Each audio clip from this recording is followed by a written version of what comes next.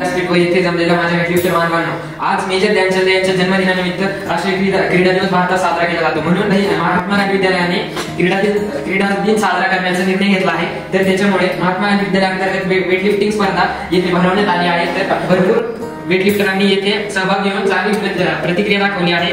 तर सर्वांना माझ्याकडून बेस्ट ऑफ लक. आणि आता येथे मॅच सुरू होत आहे.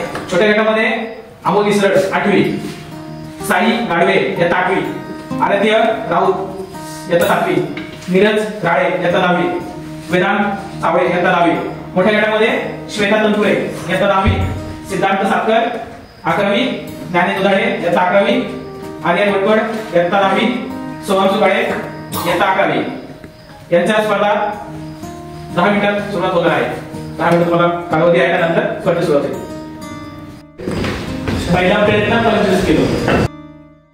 कांधे पे सूरज टिका के चला तू, हाथों में भर के चला बिजलियां, तूफान भी सोचे जिद तेरी कैसी, ऐसा जुनू है किसी में का, बहता चला तू उड़ता चला तू, जैसे उड़े बेधड़क आंधिया, बहता चला तू उड़ता चला तू, जैसे उड़े आंधिया.